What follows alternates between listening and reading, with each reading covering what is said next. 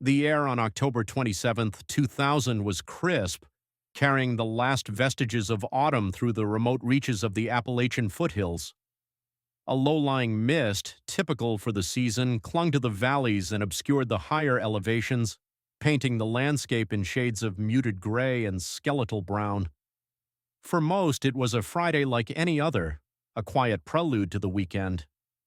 For William Liam Miller, a freelance wedding photographer with an almost obsessive dedication to his craft, it was the culmination of weeks of meticulous planning. Liam, then 32, was not merely a photographer, he was a chronicler, an artist who saw the world through the precise, unforgiving lens of his Nikon D1, a then revolutionary digital single-lens reflex camera. This wasn't just a piece of equipment, it was an extension of his will, a repository of his vision, capable of capturing light with an unprecedented fidelity. His assignment that day was a modest one: document the intimate, rustic wedding of Sarah and Thomas Albright, held deep within a secluded, privately owned forest preserve. He was, by all accounts, an expert victim in the making, highly capable, meticulously prepared, and equipped for almost any contingency the natural world might present. His vehicle, a well-maintained, if slightly older, Subaru Forester, was packed with an array of lenses, tripods, extra batteries, and a cooler stocked with provisions for a full day's work. Alongside the professional gear, there were personal items: a worn leather journal, a dog-eared copy of a wilderness survival guide, and a well-used Zippo lighter. Small, mundane objects, yet each would become a silent testament to a life meticulously lived, now cast into the growing void. At 7:02 a.m., Liam made his last known contact, a brief phone call to his fiancée, Eleanor, assuring her of his safe arrival at the trailhead and promising to call later that evening. "Signal's spotty out here, honey," he'd said, his voice tinged with the familiar static of remote communication. "But I'm here. Wish me luck." Those were the final words, the final mundane reassurance before the impossible began to unfold. No signal, no trace, just silence. The Albright wedding proceeded without incident, a joyous affair under the muted autumn sky. Liam, true to form, was everywhere and nowhere, a phantom presence capturing candid moments, posing families, and meticulously framing the fleeting beauty of the day. The guests remembered his quiet professionalism, his focused intensity, a man utterly absorbed by his art. No one recalled anything amiss, no sudden departures, no hurried goodbyes. He simply ceased to be. The first ripple of unease began at 9:47 p.m. Eleanor's initial concern transmuted into a cold dread as hours passed without word. By 11:30 p.m., after repeated unanswered calls to Liam's mobile, she contacted the local sheriff's department. Missing person report filed. The initial response was tempered by the remote location and the common assumption of lost signal or a dead battery. "He's probably just out of range, ma'am," the dispatcher had said, a practiced reassurance. But Eleanor knew Liam. He was meticulous. He was prepared. He always called. The next morning, October 28th, the search began. A small local effort at first, focusing on the immediate vicinity of the wedding venue. Liam's Subaru was discovered precisely where he'd described it, parked neatly at the trailhead, a single set of tire tracks leading in, none leading out. The car was locked. His camera bag, a secondary one, was on the passenger seat, containing a telephoto lens and a spare flash. His main camera, the Nikon D1, and its primary bag were gone.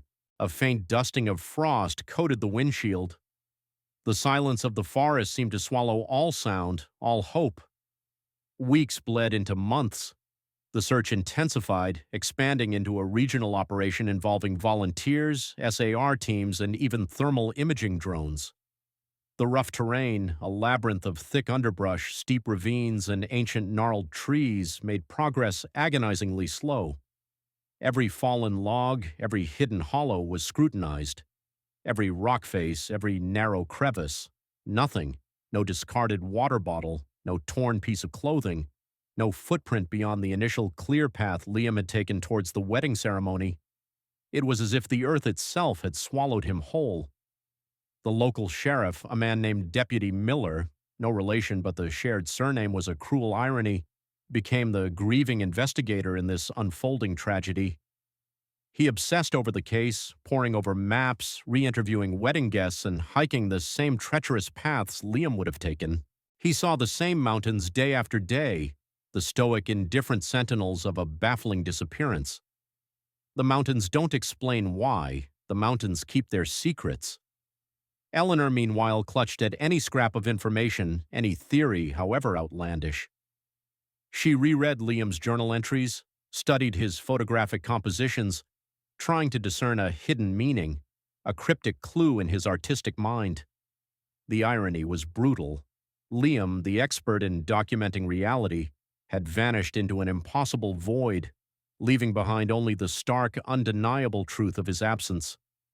His preparedness, his meticulous nature, the very strengths that defined him, had proven utterly meaningless against whatever force had claimed him. It was a cruel mockery of his existence. The case went cold. Years passed. The wedding album, beautifully rendered, arrived at the Albrights' home weeks after Liam's disappearance, a poignant, ghost-like reminder of the joy he had captured and the sorrow he had left behind. The images were technically flawless, artistically profound. They were a testament to his talent, but offered no answers. The Albright couple, deeply affected, became reluctant participants in the ongoing, fruitless inquiries, their happiest day forever tinged with the melancholy of an unsolved mystery. The forest preserve remained quiet and indifferent, slowly reclaiming the faint traces of the search parties. Nature, in its relentless cycle, began to erase the human footprint, obscuring paths, weathering any lingering signs. The leaves turned, fell, and regrew. Seasons changed, each bringing a fresh layer of earth, a deeper layer of mystery.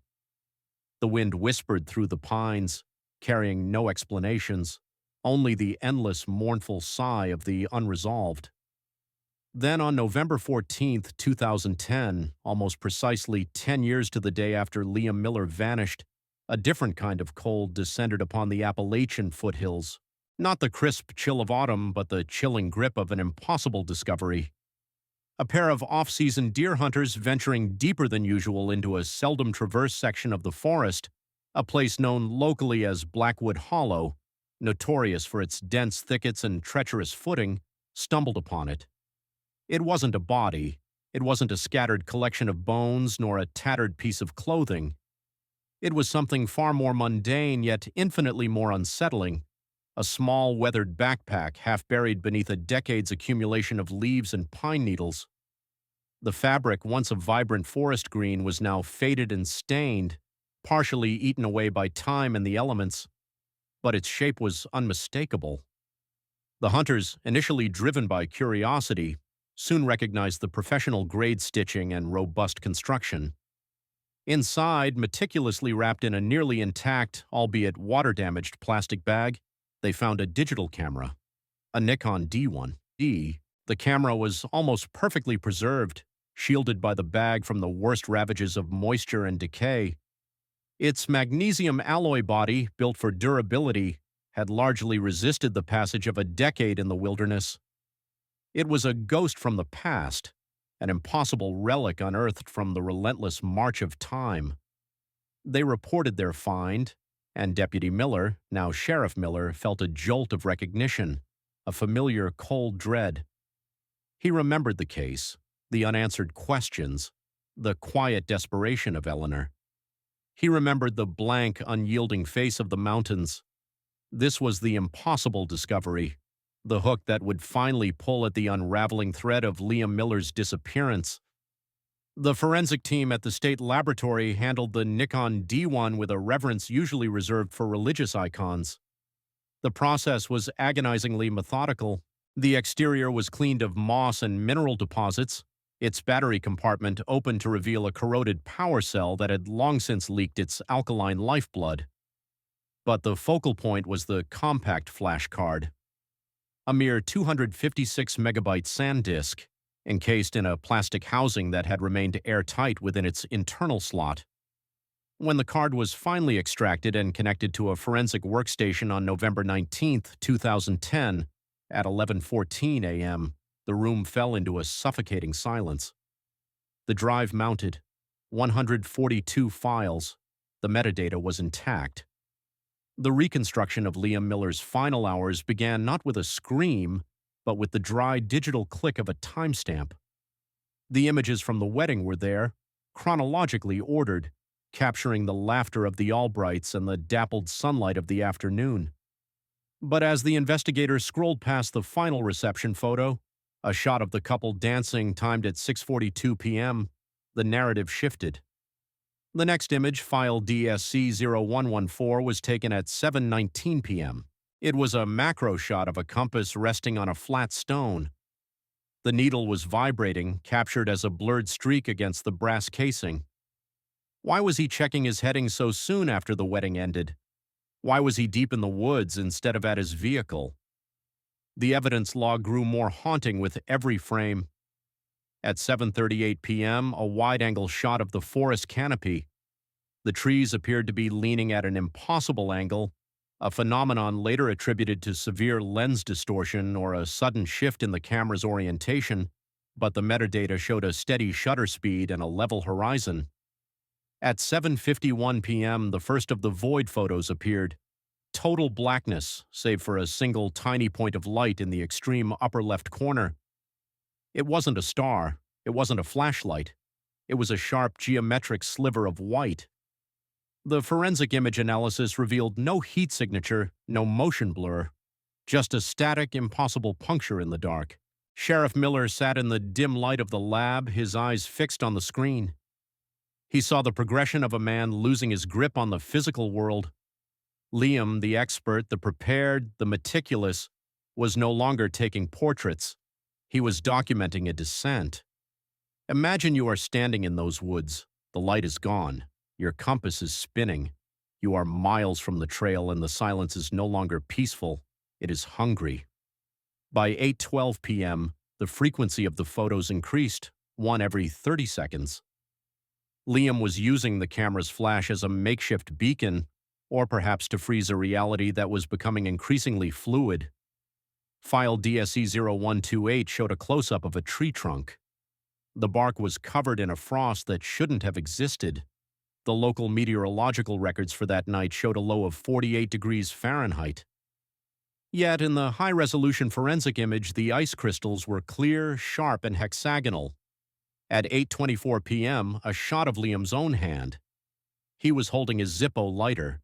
The flame wasn't rising, it was horizontal, pulled toward the ground as if by a localized gravitational anomaly.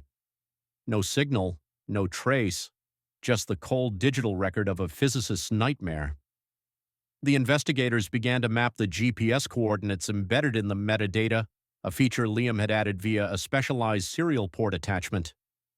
The results were nonsensical. At 8:30 p.m., the camera placed him at the wedding venue.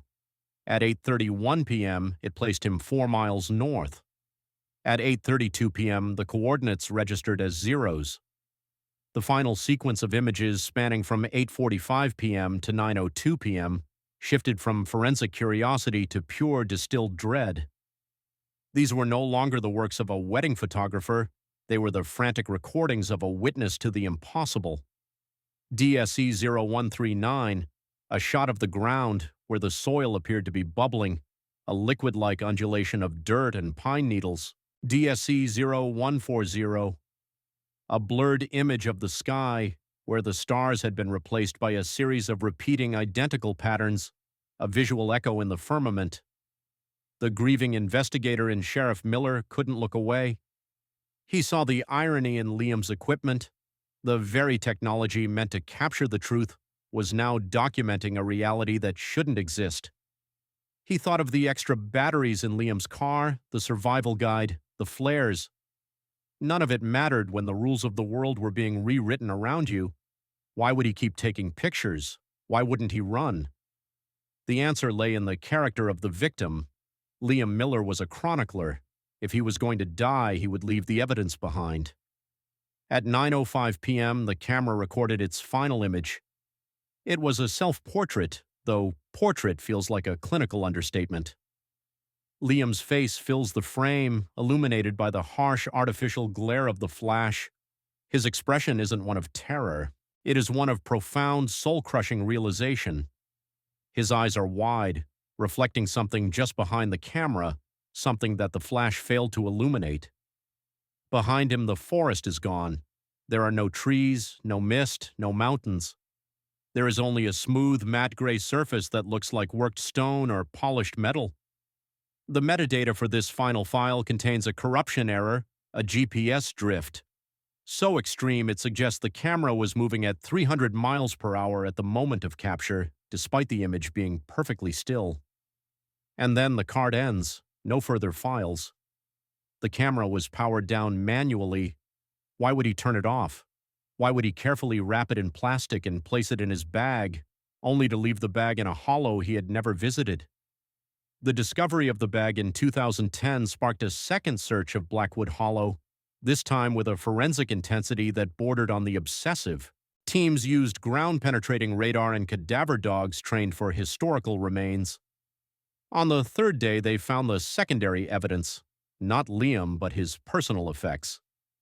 300 yards from where the bag had sat for a decade, they found the Zippo lighter. It was standing upright on a flat rock. Beside it, his leather journal. The pages were blank, not washed out by rain, not faded by sun, literally blank, the paper having returned to a pristine, uninked state. And finally, the most chilling piece of physical evidence, Liam's wedding ring.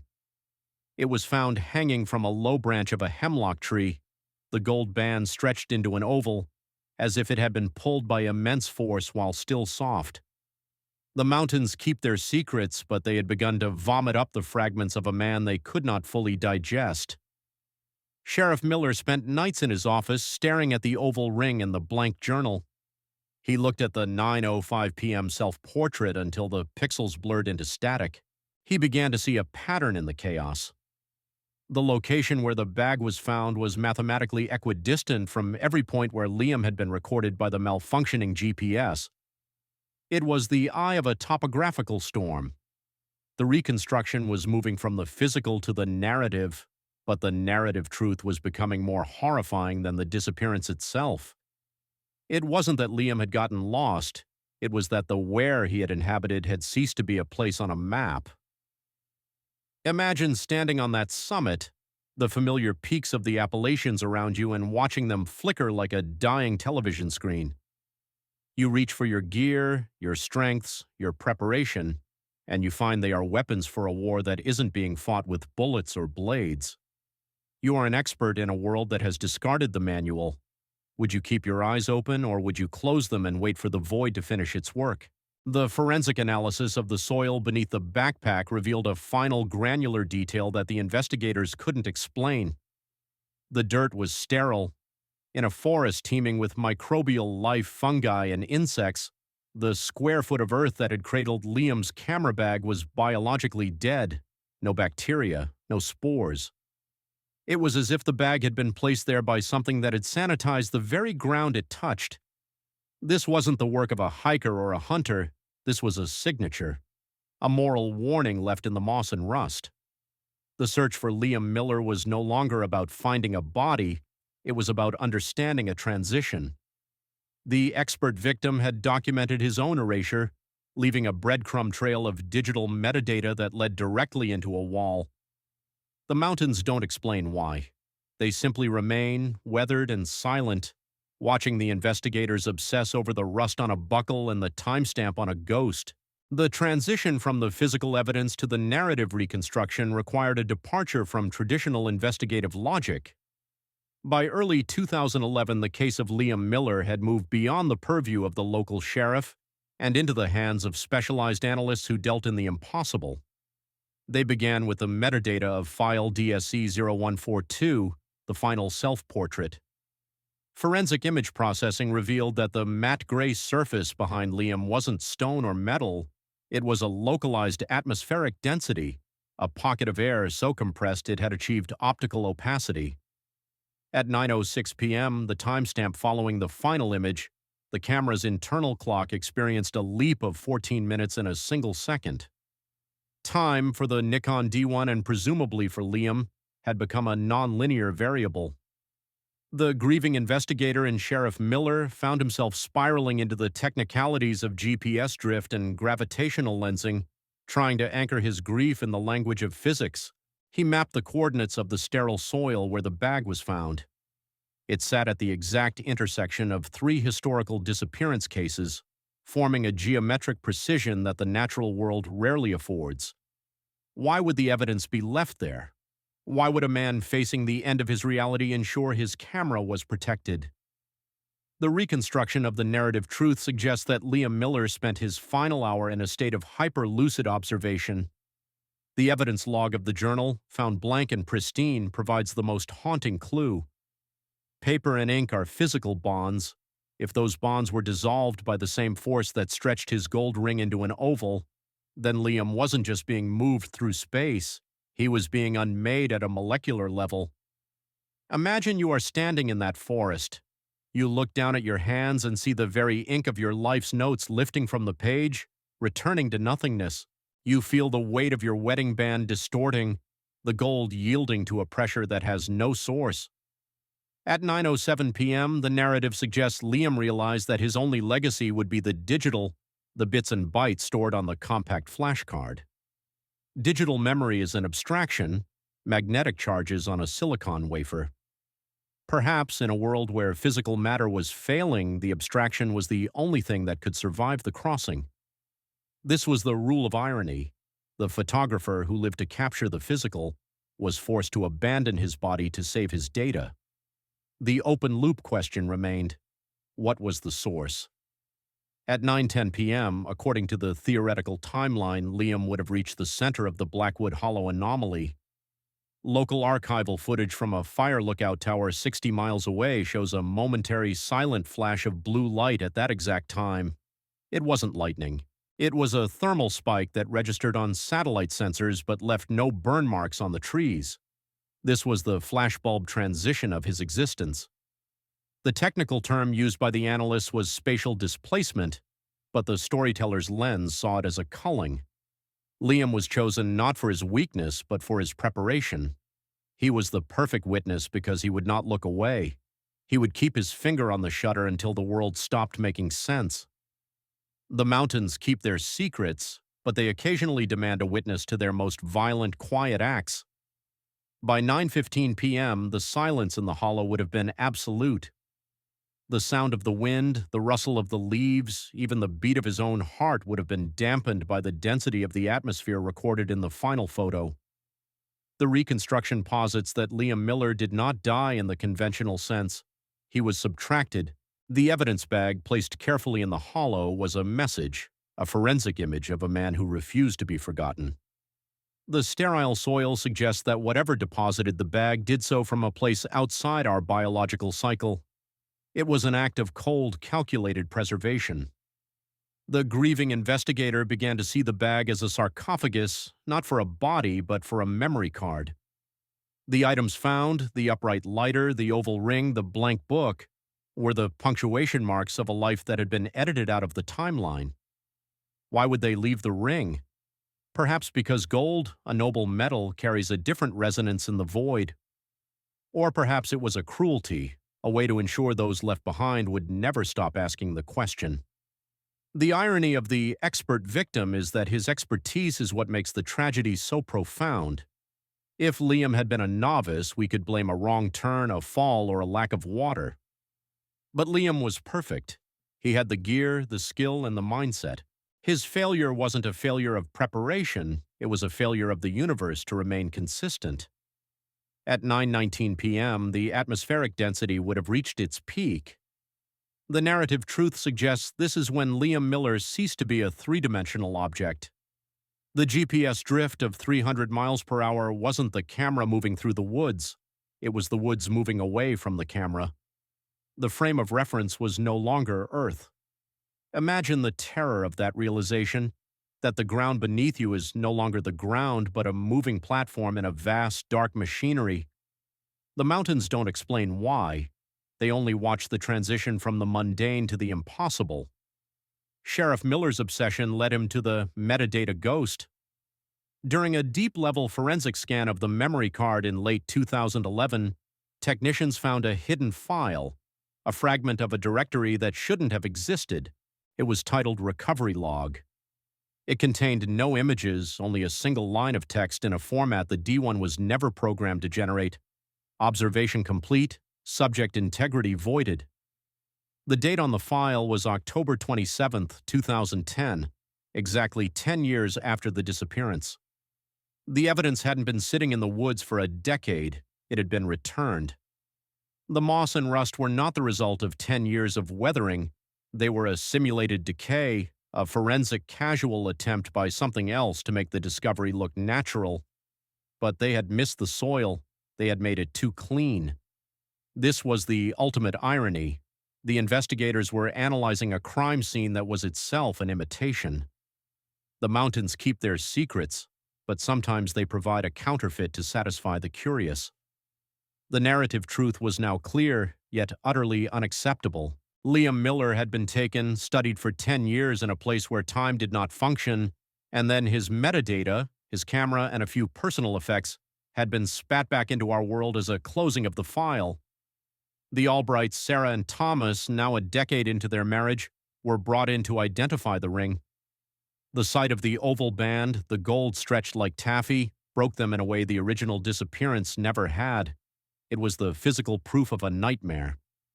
The grieving investigator realized that his pursuit of justice was actually a pursuit of a ghost. There was no one to arrest, no one to blame. There was only the evidence log of a cosmic event. Why would they return the camera? To show us? Or to see if we could solve the riddle of the blank journal? The reconstruction ends with a final somber look at the man in the 9:05 p.m. self-portrait. In the high-resolution macro shots of his eyes, the forensic team found a reflection of the Albrights' wedding ceremony, the couple dancing, the dappled light. But the reflection wasn't from the past. It was from a perspective that shouldn't have been possible. Liam was looking at the back of his own head, standing in the forest, while also seeing the wedding as if he were still there. He was existing in two moments simultaneously. The expert victim had become a bridge. The mountains don't explain why. They only provide the stage for the bridge to be built and then demolished. The story moves now toward the final moral warning, the realization that our preparation is a thin veil over a gaping maw. Imagine you are standing on that summit. You think you know the way home, but the metadata says you are already gone. The final reconstruction of Liam Miller's life and death brings us to the ultimate intersection of the forensic and the philosophical. On January 21, 2011, the official investigation into the disappearance of William Miller was closed by the state, though the file remained a source of quiet obsession for the local department. The conclusion was a clinical masterpiece of obfuscation. Subject presumed deceased due to unknown environmental factors. But for Sheriff Miller, the grieving investigator, the case would never be closed. He spent his final weeks before retirement reviewing the archival footage of the search, the static-filled videos of the thermal drones, and the macro shots of the oval ring.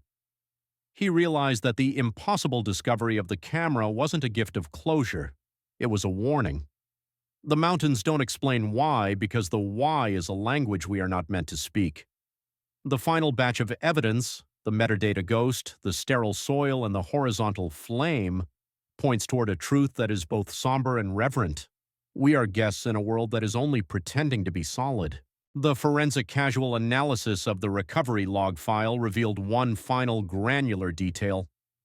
The file was not written in binary, but in a sequence of light intensity values that mimicked the human eye's response to a solar eclipse. It was a signature of something that observes through the lens of our own biology. At 9:22 p.m. in the reconstructed timeline, Liam Miller would have reached a point of subject integrity voided. This doesn't imply pain. It implies a transition from a person into a set of data points. The rule of irony reaches its peak here. Liam, the man who meticulously documented every wedding, every smile, and every shadow, was himself documented by a force that saw him only as a specimen of expert preparedness. His survival guide, his extra lenses, his GPS, these were not tools for his rescue. They were the variables in a cosmic experiment to see how a capable human responds to the dissolution of his reality. Imagine you are standing in Blackwood Hollow today. The trees look the same. The moss grows over the rocks and the rust on an old fence post seems mundane. But you know what lies beneath the metadata. You know that at 9:05 p.m., 10 years apart, a man stood where you are standing and watched the stars turn into a repeating pattern. The moral warning is clear. Our expertise is our pride, but it is also our cage. We prepare for the cold, the hunger, and the path, but we have no equipment for the moment the path itself decides to leave. The mountains keep their secrets not out of malice, but out of a profound indifference.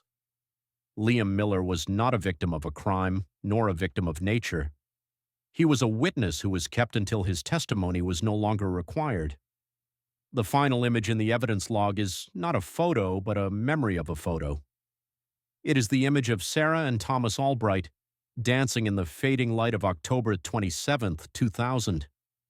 It is a shot of human connection, of a promise made in the face of an uncertain future. It is the one thing the void could not accurately simulate or return. The blank pages of the journal and the stretched ring are the physical wreckage of a man, but the photographs on that 256 megabyte card are the justice through memory. They are the proof that Liam Miller existed, that he saw the beauty before he saw the void, and that he was brave enough to keep his eyes open until the very last second. The story of the wedding photographer who vanished is a chronicle of tragedy, but it is also a testament to the human urge to record, to witness, and to leave a trace. No signal, no trace, just silence. And yet the silence speaks through the click of a shutter and the timestamp on a ghost. We end our forensic journey here at the edge of the hollow, looking at the sterile soil and the gnarled trees. The case is cold, but the memory is sharp. The mountains don't explain why, they don't have to. The evidence is all we have, and the evidence is enough. We are all, in some way, standing on that summit, waiting for the light to change, hoping that when the void comes, we at least have our cameras ready.